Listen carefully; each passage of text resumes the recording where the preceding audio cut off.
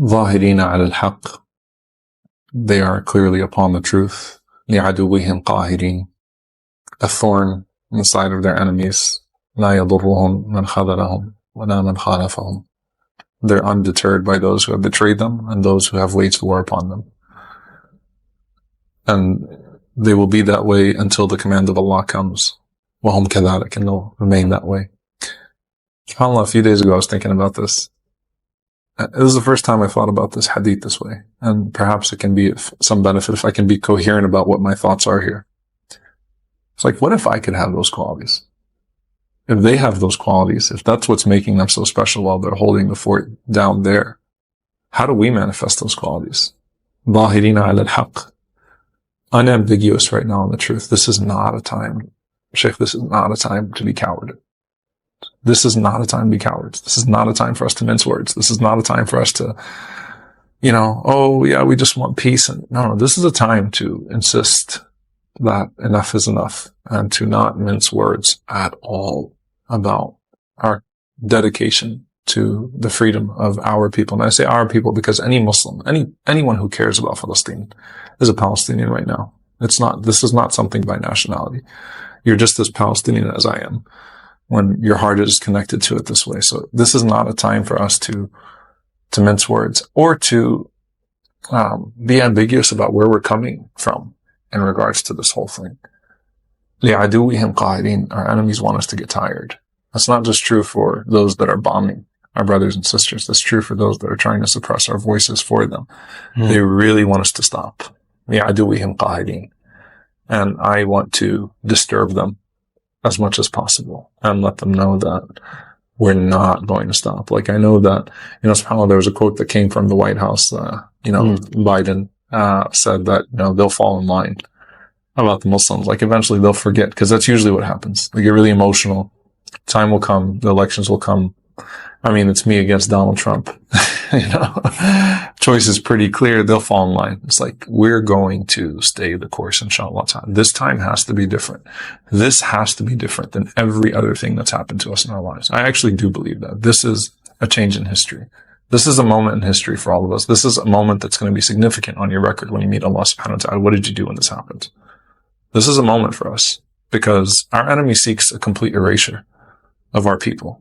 I mean, Netanyahu is very clear in Hebrew and even sometimes in English what he wants to do here. This is a time where we have to be steadfast. If they are لِعَدُوِّهِمْ قَاهِرِينَ فَأَنَا أَكُونْ لِعَدُوِّي قَاهِرِينَ وَعَدُوِّي عَدُوِّهِمْ. My enemy is their enemy. I'm going to continue that course. لَا يَضُرُّهُمْ مَنْ خَذَرَهُمْ وَلَا مَنْ خَالَفَهُمْ. Undeterred by those who betrayed them and by those who hurt them, those who are their enemies. You and I have spoken because we have that relationship, subhanAllah. Sometimes it's annoying. It's like, why are other Muslims, why are people hurting? I'm trying to do something good here. I really want to be focused on that. No. Yes. Why are you putting a knife in my side and in my back? Like, let me go, let me focus. I don't have energy. I don't want to fight Muslims right now. I really don't have any energy for this. I've got to go this way. And so this is part of that test. لَا يَضُرُّهُمْ مَنْ خَذَلَهُمْ. Well, I also need to be that way. SubhanAllah, where you tell me this all the time. Keep going. You actually use those words all the time. Keep going. Keep going. Don't worry about it. Keep going. Keep going. Someone says something nasty. Keep going. It hurts. We're human beings. But when your Muslim brother attacks you and tries to twist something inside of you, khalas, keep going. So لَا يَضُرُّهُمْ مَنْ خَذَرَهُمْ. فَبِإِذْنِllahi ta'ala, we won't be harmed by those who hurt us, even from within our community. No. وَلَا مَنْ خَالَفَهُمْ, or those that are outward enemies. So we're not afraid or intimidated, nor are we deterred. So it was just subhanAllah realization a few days ago. I was like, you know what? We need to manifest those qualities. We can't keep praising Ahl Gaza for their qualities without trying to implement those qualities in our lives in whatever proportion we can that Allah subhanahu wa ta'ala has given to us. They're not like these people just to be admired. They're these people to be followed. There's something there. There's a special ingredient. Like Sheikh, these people are awliya. These people are awliya. I mean, who can look at this man, subhanAllah, Abu Diya, Ruh al-Ruh, who buried his granddaughter and not say like that's these people are awliya of Allah Azza wa The Jalla. one who looked at his granddaughter and said, she is the soul of my soul. It's amazing what kind of an impact just that one man has transformed a long history of a stereotype against that particular look to a human look and to a peaceful look and to a man of leadership and faith and power and strength and justice. I would love to see that man read Quran. I'd love to be in his living room when he's praying Qiyam al-Layl. Yeah. I'd love to see what he's been doing all these years to generate that, because that's something special. You don't even have to guess. You know that man is a man of Qiyam. You know that man's a man of Quran. You know that man's a man who was connected to the masajid before they were destroyed. I heard from some of the brothers even there in Gaza that he was, when he's out of da'wah, he would be someone that would go and call people to the masjid all the time. Like, tell them, come pray in the masjid, come pray in the masjid. Like, I would love to get a sneak peek into that. But I see the product and it's pretty obvious what some of those ingredients are. So it's like, how do we bring those into our lives? So, look, am I tired? Yes, I'm tired. Am I hurting? I'm extremely hurt. Am I finding it hard to not break down and cry multiple times and just random times throughout the day? Yes. But you know what? Alhamdulillah, they're persevering. So we should persevere, inshallah ta'ala. I want to meet those people on Yawm al-Qiyamah. Some of them are gone. Sheikh, subhanAllah, Samir Abu Daqqa, who was the cameraman of al-Dahdouh. I was just watching the interview he was having with his, or they were having with his son. Which cameraman? So al-Dahdouh, very famous. al-Dahdouh, yeah. So Wael was shot. He was struck, and that's why his arm is somewhat impaired now. His cameraman was shot, and they left him out to bleed. He bled to death. 6 hours, and the Israeli snipers would shoot anyone that would go try to help him. And they were interviewing his son, and his son was saying, my last conversation with him was, he was telling me, please keep up with your prayers. I want you to pray on time. Please keep up with your prayers. His son is telling his father that. His son is saying that his father was telling him that. Okay. The last conversation he had with his father, rahimahullah, his father telling him, do not delay your prayers. Now, I think one of the things that you and I have probably learned, and anyone that's in the field of da'wah, is sometimes the awliya don't look the part. Yes. They're not bearded and in thobes. They don't fit the image sometimes. Definitely. Yes. All right. But they truly, subhanAllah, are like Wael al-Dahdouh.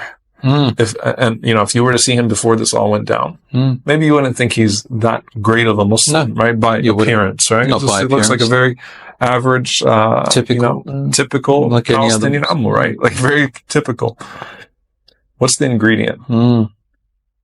So this is an opportunity that Allah Azza wa Jalla is giving to each and every single one of us to try to cook up in our hearts what's clearly been cooked up in their hearts, to try to inculcate those ingredients in our own lives. Yes.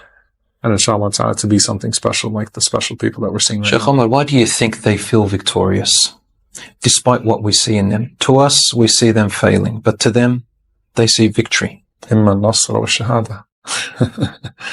That's the motto. It's either victory or martyrdom. You can't lose. قتلانا في الجنة وقتلاكم في النار. So there's a higher purpose than just mere land and soil. You can't lose. You cannot lose when you believe in this. You can't lose. You can't contain a people in a small part of the earth that believe in a Jannah that's more vast They're than thinking the entire beyond world. this world. You can't beat those people. That's the secret. They cannot lose. That is the secret. That is the secret. They can't lose. Even in all of our lives, you had losses, I've had losses, Muslims and non-Muslims, people have had losses. And the thing about our hope is, well, for me, for example, and I'm sure it's the same for you, we know there is a hereafter. We know this is only the first chapter. This is just a short life, but there's something else. So it's not the end. And we don't hook our hearts onto a temporary world. This temporary world is going to betray you. It's been set up to break your heart. So why follow it as if it's a paradise? Sheikh Omar, are you in line? Are you, do you encourage, for example, there's Muslims and non-Muslims around the world. We've been talking about Muslims a lot, but non-Muslims around the world are hurt as well, and they're feeling that pain and that mercy. Justice and injustice is a moral principle of every human being. And many of them have gone out in protests. And do you support these protests? Do you think they're working? Do you think, because you're talking about voices, so protests and social media advocacy for justice, do you think it's all really working? Sheikh, if the only thing that came out of these protests were that the people of Palestine did not feel alone, then to me it's worth it. I'm so serious. SubhanAllah, like the fact that Ahl Gaza thank the rest of the world for going out in the streets and say, please keep it up. Need your solidarity. The fact that they don't feel alone. Feeling alone is a miserable feeling. To feel isolated in your pain. To feel like people have forgotten you. And when we look in the seerah of the Prophet ﷺ, this is a profound concept. Like, you're not forgotten. You're not alone. SubhanAllah, I was reflecting on this actually in some talks I just gave, and I don't even remember which convention. I think it was the Mass Convention. I just came from Chicago, Sheikh. But it was interesting. In like the loneliest episodes of the Prophet ﷺ, it's as if there's one person that's there always. So, as-Safa, when everyone turned their backs, it was little Ali, radiallahu ta'ala anhu, right? It says, Ya Rasulullah, I've got you. You know, I'm with you, Ya Rasulullah.